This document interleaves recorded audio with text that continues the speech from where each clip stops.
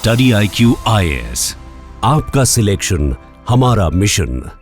पिछले कुछ सालों में इंडिया द्वारा मल्टीपल एग्रीमेंट्स नेशंस के साथ साइन किए गए हैं एंड इन एग्रीमेंट्स का अगर एक बेसिक कॉमन सेंस हम सोचें या समझने की कोशिश करें कि क्या बेनिफिट होगा, तो वो यही है कि इंडिया चाहता है कि इंडिया के प्रोडक्ट्स बाकी देशों में जाकर बिकें और इन ट्रेड एग्रीमेंट्स के थ्रू वो उस प्रकार के जो ट्रेड बैरियर्स हैं उनको वो रिड्यूस करना चाहते हैं।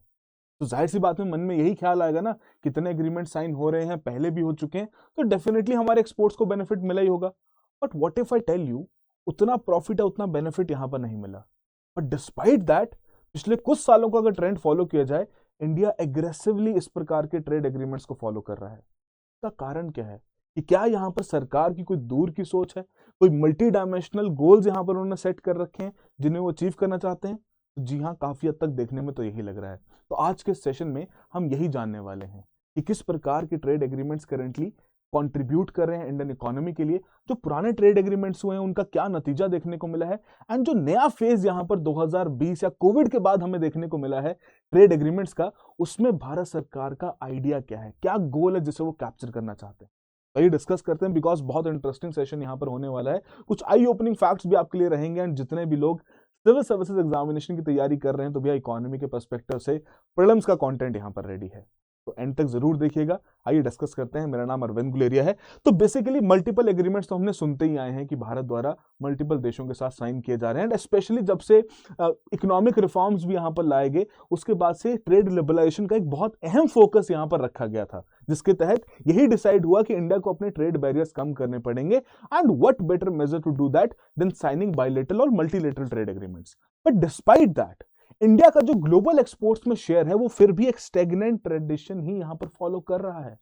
कोई मेजर ट्रेंड में चेंज नहीं आया है, जिसकी वजह से सवाल उठता है इन ट्रेड एग्रीमेंट्स का एक्चुअली में उतना बेनिफिट मिला भी है, क्योंकि when it comes to imports या उसके अलावा भी अगर हम यहां पर ग्लोबल सर्विसेज के केस में भी अगर हम बात करें तो उसमें डेफिनेटली इंडिया को बेनिफिट मिला है। But when it comes to imports, तो इंपोर्ट्स डेफिनेटली यहां पर इंक्रीज हुए हैं।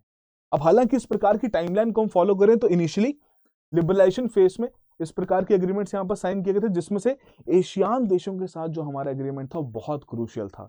Reason is quite simple that we wanted to expand our products into their markets and vice versa भी यहां पर एक्सपेक्टेड था। अपार्ट फ्रॉम दैट, जापान के साथ हमारी पुरानी दोस्ती थी, उसी को आगे और अच्छी करने के लिए हमने उनके साथ भी सेपा एग्रीमेंट यहां पर साइन किया था, राइट। बट बीच में फिर आपका एक बहुत मेजर प्रोटेक्शन का फेस यहां पर आया, डोमेस्टिक प्रोटेक्शन फेस यहां पर आया, जब इंडस्ट्री, फार्मर्स सभी का बैकलैश आया कि भैया इन एग्रीमेंट्स की वजह से सिर्फ और सिर्फ आपके इंपोर्ट्स बढ़ रहे हैं एंड हम उन देशों में जाके अपना सामान नहीं बेच पा रहे हैं, जिसके कारण डोमेस्टिक मार्केट्स भी अब हमारे अगेंस्ट काम करना शुरू कर गई हैं। बट उसके बाद फिर से यहां पर हमने कोविड के बाद एक नया फेज देखा है, जहां पर ट्रेड को इंप्रूव करना या एक्सपोर्ट्स को इंप्रूव करने के बियॉन्ड और भी बड़े गोल्स यहां पर भारत सरकार द्वारा रखे जा रहे हैं। डिस्कस करते हैं और इसको अच्छे से समझते हैं। तो बेसिकली अगर हम देखें जो करंटली एग्रीमेंट्स कंक्लूड हुए, जिसमें ओमान का नाम यहां पर ऐड हो चुका है ऑलरेडी, जिबूती के काउंटर में जो हमारा एक मेजर स्टेप था यहां पर कि ओमान में हमारा दुकम पोर्ट पे जो एक स्ट्रेटेजिक अलायंस हमने पहले के क्रिएट कर रखा है, उसी को स्ट्रेंथन करने के लिए यही पर्टिकुलर एग्रीमेंट बहुत क्रूशियल रोल प्ले करेगा। But apart from that, UK के साथ, एफ्टा नेशंस के साथ, यूएई के साथ, इन सभी देशों के साथ ऑलरेडी एग्रीमेंट साइन हो चुके हैं। But the list is very comprehensive upon कि और किन किन के साथ हमारे यहाँ पर नेगोशिएशंस चल रहे हैं, जिसमें सबसे प्रोमिनेंट और सबसे इंपॉर्टेंट है US. Reason is quite simple कि before the Trump tariffs India के लिए सबसे बड़ा जो एक्सपोर्ट मार्केट था वो यूएस था। हमारे एक्सपोर्ट अर्निंग में सबसे बड़ी कंट्रीब्यूशन रखने वाले भी ये थे। बट ट्रम्प टैरिफ्स वहां पर आए, अनसर्टेनिटीज हुई, not just in terms of India's trade but in terms of global trade as well as global economy, जिसके लिए उनको बहुत ज्यादा क्रिटिसाइज भी किया गया। बट अभी भी थोड़ा रिकैलिब्रेशन एफर्ट यहां पर रखा जा रहा है ताकि इन चीजों को सुधारा जा सके। बट अंटिल देन, जब तक एग्रीमेंट साइन नहीं होता, हमारे लिए बाकी देश भी यहां पर बहुत ज्यादा इंपॉर्टेंट है और उन्हीं के ऊपर यहां पर फोकस भी रखा जा रहा है। बट अगर पुराने एग्रीमेंट्स की बात करें तो एशियान, जैसे मैंने आपको पहले बताया, बहुत क्रूशियल एग्रीमेंट था जहां पर एशियान देशों के साथ हमारा हुआ। एंड 2010 में जब एफटीए साइन हुआ तो एक्सपेक्टेड यही था कि यहां इसकी वजह से हमारे एक्सपोर्ट मार्केट्स में डेफिनेटली एक इंक्रीज देखने को मिलेगा। बट सिचुएशन कुछ और निकली। सिचुएशन क्या थी कि हमारे द्वारा इंपोर्ट्स यहां पर बढ़ते हुए देखने को मिले। हालांकि इंडिया ने भी एक्सपोर्ट्स यहां पर बढ़ाए हैं, बट एक्सपोर्ट्स के नंबर अगर हम देखें 2010-11 से लेकर 2022 तक, तो 1.7 टाइम्स यहां पर बढ़ा। But when it comes to imports, तो भैया 2.9 टाइम्स यहां पर बढ़ा। ट्रेड डेफिसिट यहां पर 8.7 टाइम्स बढ़ा एंड टोटल ट्रेड में डेफिनेटली इंक्रीज हमें देखने को मिला ही है। तो the much larger issue was कि ये ट्रेड डेफिसिट यहां पर एफटीए की वजह से और इंक्रीज हो गया, नॉट बिकॉज ऑफ कि हमें वहां पर एक बहुत अच्छा मार्केट एक्सेस मिला, वो तो मिला ही था, बट हम शायद उसे कैपिटलाइज नहीं कर पाए। बट एशियान देशों को जो यहां पर इंडिया की मार्केट का एक्सेस मिला, उसको उन्होंने बढ़ चढ़ के कैपिटलाइज किया, जिसकी वजह से ये ट्रेड डेफिसिट में एक मेजर इंक्रीज भी देखने को मिला। सेकेंडली, जापान के बारे में बात कर लेते हैं। बहुत इंपॉर्टेंट पार्टनर है, not in terms of trade but beyond that also, right. But उनके साथ भी जो हमारा ये सेफा एग्रीमेंट यहां पर साइन हुआ था, तो एक ये एक्सपेक्टेशन जरूर थी कि इंडिया के एक्सपोर्ट्स भी यहां पर बढ़ते हुए देखने को मिलेंगे। But again when it comes to the numbers, तो स्टोरी कुछ और ही यहां पर कहती है। स्टोरी क्या कहती है कि भैया हमारे यहां पर इंपोर्ट्स तो बढ़ के दे गए, बट एक्सपोर्ट्स में बहुत ही वॉलेटाइल चेंजेस यहां पर देखने को मिले। एज सच कोई हम पर्टिकुलर ट्रेंड यहां पर स्टैब्लिश नहीं कर पाए, जिसकी वजह से फिर सवाल उठता है कि अगेन जापान जैसे देश के साथ जहां पर हमारे रिलेशनशिप्स बहुत बढ़िया थे, हम फिर भी उन्हें यहां पर एक्सपोर्ट क्यों नहीं कर पाए। तो रीजन इज क्वाइट सिंपल भैया, जापान एक डेवलप्ड इकोनॉमी है, एक हायर क्वालिटी का स्टैंडर्ड वहां पर वो एक्सपेक्ट करता है, एक हायर टेक्नोलॉजिकल रिक्वायरमेंट वहां पर एक्सपेक्ट करता है, जो कि इंडियन फर्म स्ट्रगल करती हैं उसको मीट करने में, जिसकी वजह से हमारे जो एक्सपोर्ट्स भी यहां पर हुए वो बेसिकली मिनरल्स, टेक्सटाइल्स के ऊपर ही हमारा काम हुआ, rather than value added goods, जिसके चलते हम अच्छा डॉलर भी यहां पर कमा सकते हैं, right. But apart from this, services ने डेफिनेटली जापानीज मार्केट को यहां पर कैप्चर करने में बहुत अहम रोल यहां पर निभाया था। अपार्ट फ्रॉम दैट, अगर हम साउथ कोरिया के केस में भी देखें, तो उस केस में भी हमारे एक्सपोर्ट में बहुत मार्जिनल या एक मेजर इंक्रीज आया भी, बट इंपोर्ट्स का इंक्रीज हमें ज्यादा देखने को मिलता है। तो दैट इज द पॉइंट जो कि यहां पर हाईलाइट किया जाता है कि इंडिया के फ्री ट्रेड एग्रीमेंट या ट्रेड एग्रीमेंट्स के केस में इंडिया की मार्केट्स तो ओपन हो जाती हैं फॉरेन प्रोडक्ट्स के लिए, बट जब हम अपने प्रोडक्ट वहां पर बेचने जाते हैं, तो उस वजह से या तो हम कंपीट नहीं कर पाते, या उस प्रकार के जो कंसर्न्स हैं, टेक्नोलॉजिकल कंसर्न्स, क्वालिटी कंसर्न्स, उनकी वजह से हमारे कंसाइनमेंट्स उन मार्केट्स तक रीच नहीं कर पाते, जिसके कारण बेनिफिट एक तरफा देखने को मिलता है। और वहीं से पॉइंट आता है, अगर इतना ही मेजर कंसर्न है, तो फिर भी इंडिया मल्टीपल एग्रीमेंट्स यहां पर साइन क्यों कर रही है। अब हालांकि जो यूएई के साथ हमारा एग्रीमेंट यहां पर साइन हुआ, उसके चलते 100 बिलियन डॉलर्स तक का ट्रेड यहां पर आपका पहुंच चुका है, और जिसमें डेफिनेटली इंडिया को बेनिफिट भी मिला है, क्योंकि इंडिया ने उस प्रकार के एक्सपोर्ट्स के नंबर भी यहां पर रजिस्टर किए हैं। So it is one kind of exception, जिसने एक अलग एंगल, एक अलग पर्सपेक्टिव यहां पर दिखाया कि हर बार हमें एक एग्रीमेंट साइन करने से, ट्रेड एग्रीमेंट साइन करने से नुकसान नहीं होता, हमें यहां पर मुनाफा भी देखने को मिलता है, राइट। बिकॉज उस प्रकार का एक मच लार्जर एक्सेस यहां पर यूएई ने इंडियन प्रोडक्ट्स को वहां पर प्रोवाइड किया, एंड सिंस जिस प्रकार का डिजिटल इंटीग्रेशन भी दोनों देशों के बीच में यहां पर हुआ है, तो ट्रेड रिलेटिवली करना और ज्यादा इजी यहां पर हो गया था। बट द पॉइंट इज, क्या ये एक्सेप्शन बाकी सभी केसेस में क्यों नहीं एप्लीकेबल हुई?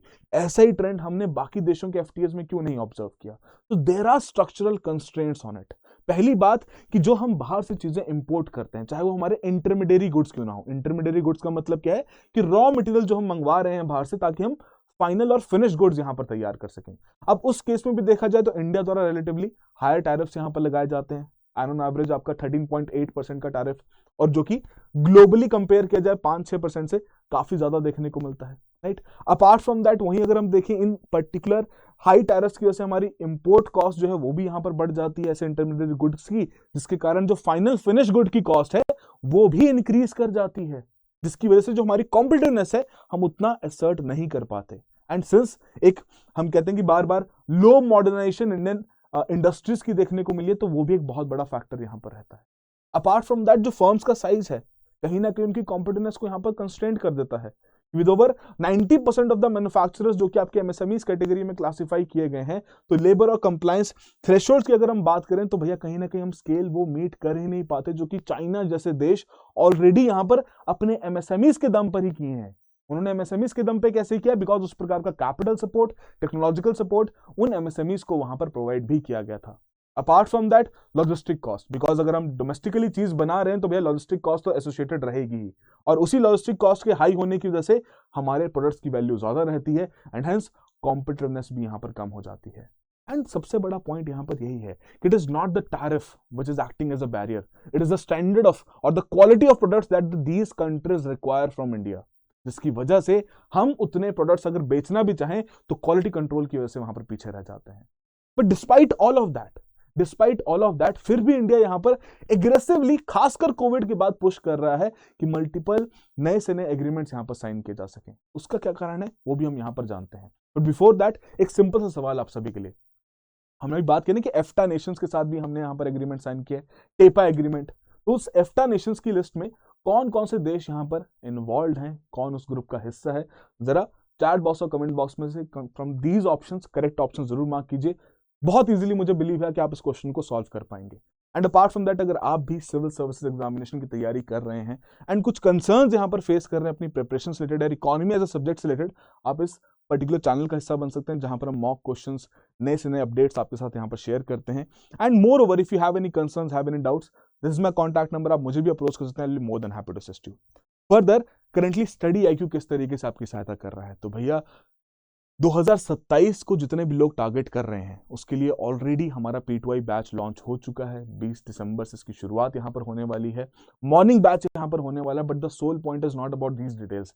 द सोल पॉइंट जो इस पर्टिकुलर इमेज में यहाँ पर नहीं लिखा गया वो मैं आपको यहाँ पर बताता हूँ। देखिए, जो P2I बैच है, it is all about from prelims to interview, ताकि जो पूरी जर्नी है उसमें हम हर एक संभव प्रयास कर सकें आपकी प्रिपरेशन को और बेहतर बनाने का। जिसकी शुरुआत कैसे करते हैं हम NCERT के साथ, एक बेसिक फाउंडेशन क्रिएट की जाए, फिर एडवांस क्लासेस के थ्रू आपका कंटेंट कवरेज लाइव क्लासेस के थ्रू यहाँ पर किया जाए, सब्जेक्ट बाय सब्जेक्ट, जिसमें आपको नोट्स की अवेलेबिलिटी भी रहेगी, मॉक सेशंस भी रहेंगे, मेंटरशिप भी अवेलेबल रहेगा, एंड सबसे क्रूशियल एस्पेक्ट रहता है कि मेंस आंसर राइटिंग तो हो, साथ में इवैल्यूएशन भी हो जाए। तो वो चीजें सारी की सारी यहाँ पर रखी गई हैं।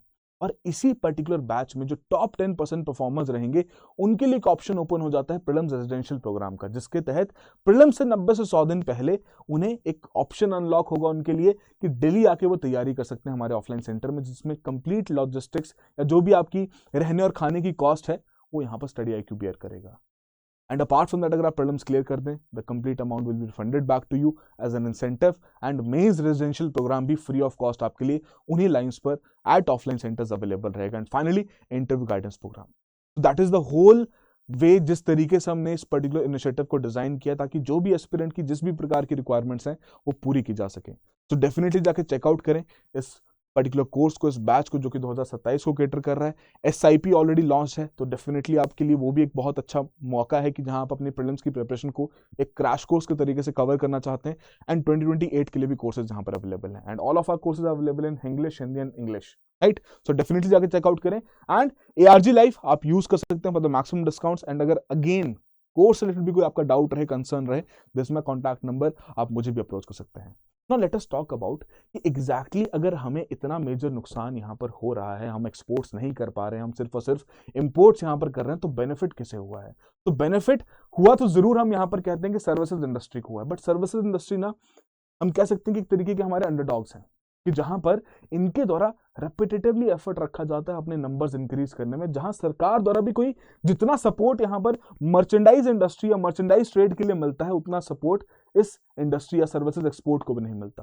तो despite whatever FTAs we have signed, despite all of that, services industry ने पॉजिटिव नंबर्स यहां पर रिकॉर्ड किए हैं, जो कि एक पैराडॉक्स भी क्रिएट करता है कि क्यों मर्चेंडाइज ट्रेड में हम सक्सेसफुल नहीं हो पाए, but when it comes to services exports हमने एक सिग्निफिकेंट रिकॉर्ड नंबर्स यहां पर स्थापित किए हैं, जिसकी वजह से इंडिया को back office of the world भी कहा जाता है, जो कि अब चेंज भी हो रहा है, that it is not anymore the back office, it is being the brain of the world, right. But apart from that, जहां हम जापान की बात कर रहे थे कि यार जापान के साथ हमारा इतना अच्छा ट्रेड एग्रीमेंट यहां पर रहा, हमने कॉम्प्रिहेंसिव एग्रीमेंट यहां पर साइन किया सेपा के नाम से, but despite all of that हमारे सिर्फ और सिर्फ इंपोर्ट्स बढ़े, एक्सपोर्ट्स नहीं बढ़े हैं। तो इसको एक और नजरिया भी देखने का है, बिकॉज ये एग्रीमेंट सिर्फ और सिर्फ ट्रेड की बात नहीं करते, they are comprehensive economic partnership agreement, they are talking beyond trade. That means कि यहां पर इन्वेस्टमेंट की भी बात की जाती है, और उसका एक मुख्य प्रमाण यहां पर क्या है कि अगर आप जापानीज एस्टैब्लिशमेंट इंडिया में देखेंगे, इवन आफ्टर जब आपका एग्रीमेंट यहां पर साइन हुआ है, उसके बाद से नंबर्स यहां पर इंक्रीजिंग ट्रेंड ही रिफ्लेक्ट करते हैं। और उसी प्रकार की इन्वेस्टमेंट्स की वजह से हमारे देश में और डिफरेंट इकोनॉमिक एक्टिविटीज को एक पुश भी मिलता है, एम्प्लॉयमेंट क्रिएशन पे भी हेल्प मिलता है, एंड मोर ओवर जो हम अपनी वैल्यू एडिशन यहां पर क्रिएट करना चाहते हैं उसमें भी हमें बेनिफिट मिलता है। बट अपार्ट फ्रॉम दैट, जो सबसे बड़ा कंसर्न यहां पर रहा है इंडिया के केस में, अपने इंडस्ट्री को मॉडर्नाइज नहीं कर पाए हैं। तो Japanese have been known for the technological advancements, तो उस प्रकार के टेक ट्रांसफर की वजह से भी यहां पर हमें एक इंटेंडेड बेनिफिट देखने को मिलता है। But that's just not the end of it. अगर जापान के केस में देखा जाए तो ऑलरेडी 68 बिलियन तक की वो प्राइवेट सेक्टर इन्वेस्टमेंट्स इंडिया में टारगेट कर रहे हैं, राइट। अपना ही कॉपरेशन इनिशिएटिव यहाँ पर सेमीकंडक्टर्स और एआई के ऊपर यहाँ पर फोकस कर रहे हैं। अपार्ट फ्रॉम दैट दोनों कंट्रीज ने यहाँ पर अग्री किया है कि 5 लाख लोगों का एक एक्सचेंज फैसिलिटेट किया जाएगा अगले 5 सालों में, ताकि भैया उस प्रकार की कल्चरल इंटीग्रेशन भी यहाँ पर बढ़े एंड लोगों के लिए दोनों देशों में क्रॉस बाउंड्री या cross border multiple economic partnerships या अपॉर्चुनिटीज क्रिएट की जा सके। जापान 5th रैंकिंग यहाँ पर एफडीआई में रखता है, जिसके 6% के शेयर के बेसिस पर ऑलरेडी इतना इक्विटी फ्लो यहाँ पर जापान के थ्रू हमें देखने को मिला है। And moreover it is not just about the trade, but उसके बियॉन्ड भी यहाँ पर जो हमारे डिफेंस टाइज हैं, that is something which has to be considered into the picture. वही मैं आपको पॉइंट कह रहा था कि ये जो एग्रीमेंट्स हैं सिर्फ और सिर्फ ट्रेड के पर्सपेक्टिव, एक्सपोर्ट के पर्सपेक्टिव से अब नहीं देखे जा रहे। उसके बियॉन्ड इंडिया की क्या इमेज है, इंडिया किन किन देशों के साथ यहां पर एग्रीमेंट साइन कर रहा है, उस नजरिए से इन चीजों को ऑब्जर्व किया जा रहा है, उस नजरिए से इनके ऊपर फोकस भी रखा जा रहा है, जिसका जापान एक प्राइमरी एग्जांपल है कि अगर मान लिया अगर हमारा इंपोर्ट भी यहां पर बढ़ा है तो उसकी वजह से कहीं ना कहीं इस प्रकार के एडिशनल बेनिफिट्स, एक इंप्रूव्ड रिलेशनशिप्स हमारे यहां पर रहे ताकि इंडिया की ग्लोबल स्टैंडिंग इंप्रूव हो सके। Apart from that India EFTA trade की अगर हम यहां पर बात करें तो हालांकि इनिशियली यही कहा गया कि Switzerland being the member of it definitely हमें गोल्ड के लिए भी बहुत एक अच्छा इंपोर्ट सोर्स यहां पर मिलेगा, that is definitely there. But apart from that अगर देखा जाए तो इस ट्रेड एग्रीमेंट में जो टेपा एग्रीमेंट यहां पर साइन किया गया था, इसमें ट्रेड के बियॉन्ड यहां पर यह भी पॉइंट रखा गया कि भैया इन्वेस्टमेंट प्रॉमिस्ड है। पहली बार इंडिया ने ऐसा एग्रीमेंट साइन किया जहां पर इन्वेस्टमेंट का फिगर, इन्वेस्टमेंट का एक फैक्ट, इन्वेस्टमेंट का एक कैरेक्टरिस्टिक ऑलरेडी एग्रीमेंट का हिस्सा बनता है। $100 बिलियन यहां पर आपकी इन्वेस्टमेंट्स इंडिया में फ्लो इन की जाएगी इन एफ्टा नेशंस के द्वारा, एंड टारगेट रहेगा कि 1 बिलियन जॉब्स यहां पर क्रिएट की जा सके। तो that is the idea, it is not just a trade tool, ये आपका एक जियोपॉलिटिकल टूल है, एक मेजर टूल है जिसके चलते हम इन्वेस्टमेंट्स भी लाना चाहते हैं एंड इकोनॉमिक ग्रोथ में जो मॉडर्नाइजेशन की हमें आवश्यकता है वो भी यहां पर लेकर आना चाहते हैं। अगेन स्विट्जरलैंड का एग्जांपल लिया जाए, हम बहुत सारा सेकंड हैंड जो कैपिटल गुड्स है उनका भी इंपोर्ट वहां से करते हैं, तो हम चाहते हैं कि उस प्रकार का टेक ट्रांसफर भी यहां पर हो सके, हम बेहतर से बेहतर गुड्स यहां पर भी क्रिएट कर सकें। इंडिया के लिए जो सर्विसेज मार्केट का एक एक्सपोजर है यूरोपियन मार्केट में, अगेन एफ्टा के थ्रू यहां पर वो भी स्ट्रेंथन होता है। तो दैट इज द आइडिया जिसके बेसिस पे हम यहां पर इन एग्रीमेंट्स को एक सक्सेसफुल एग्रीमेंट्स भी यहां पर डिक्लेयर करते हैं। Apart from that India UK trade deal की अगर हम बात करें तो डेफिनेटली ये भी बियॉन्ड ट्रेड यहां पर बात करती है, जहां पर डेफिनेटली बहुत सारे ट्रेड आइटम्स पर रिलैक्सेशंस प्रोवाइड की गई हैं, प्रेफरेंशियल ट्रीटमेंट्स यहां पर दिए गए हैं। बट एक ऐसा एग्रीमेंट दो देशों के बीच जहां पर लोगों के मूवमेंट के बारे में बात किया गया कि भैया जो डबल दोनों जगहों पर जो आपको सोशल सिक्योरिटी की पेमेंट्स करनी पड़ती है, अब वो नहीं करनी पड़ेगी, एक ही जगह पर करनी पड़ेगी। दैट इज ऑल अबाउट यहां पर investments, people movement, trade, apart from that defence ties, इन सभी को मद्देनजर रखते हुए अब नए एग्रीमेंट्स यहां पर साइन किए जा रहे हैं।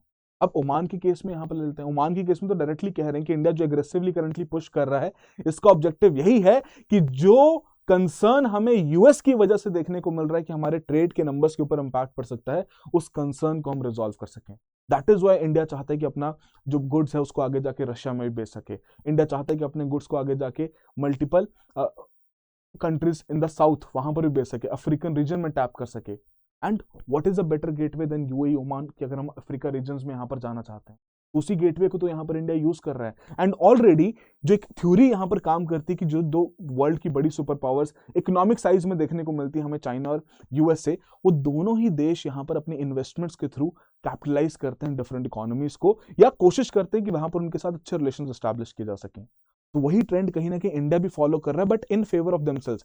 हम ये नहीं चाह रहे कि हमारी इन्वेस्टमेंट्स बाहर ज्यादा जाएं, हम चाहते हैं कि बाहर से इन्वेस्टमेंट ज्यादा अंदर आए। तो यूएई के एग्रीमेंट के थ्रू अगेन वही आइडिया यहां पर रखा गया है कि हम यूएई में जो एक बढ़ता इन्वेस्टमेंट कल्चर है उसको अट्रैक्ट कर सके इंडिया में, और इंडिया में नई से नई अपॉर्चुनिटीज यहां पर क्रिएट कर सके, जो कि हमारे डेमोग्राफिक डिविडेंड के लिए भी बहुत क्रूशियल है। So that is why these trade agreements are not just about the trade, but it has become a much larger geopolitical tool जिसे इंडिया करंटली यूज करना चाहता है, और जो करंटली अभी हमारे जितने भी एग्रीमेंट्स जो हमने वहां पर देखा भी था, जो डिस्कशन में यहां पर चल रहे हैं, जो ऑनगोइंग नेगोशिएशंस में है about these ones, these are going to play a very pivotal role, because हम भी नहीं चाहते कि हमारी किसी भी एक देश के ऊपर यहाँ पर डिपेंडेंस रहे, चाहे वो एक्सपोर्ट्स के केस में, इंपोर्ट्स के केस में, डिफेंस टाइज के केस में, स्ट्रेटेजिक इंटरेस्ट के केस में। वो डाइवर्सिफिकेशन ही आत्मनिर्भर भारत की एक परिभाषा है। एंड हम बहुत बार समझते हैं कि सेल्फ रिलायंट इंडिया का मतलब है इंपोर्ट सब्स्टिट्यूशन करना। नहीं, ऐसा नहीं है। सेल्फ रिलायंट इंडिया का मतलब है कि किसी एक पार्टनर के ऊपर डिपेंडेंट ना रहते हुए आपके पास मल्टीपल ऑप्शंस वहां पर अवेलेबल रहें, चाहे किसी भी इकोनॉमिक एस्पेक्ट में उसको देखा जाए। आई होप आप सभी के लिए यहाँ पर डेफिनेटली कुछ ना कुछ वैल्यू एडिशन हुआ हो। मिलते हैं किसी और सेशन में। All the very best, have a good preparation. Study IQ IAS, आपका सिलेक्शन हमारा मिशन।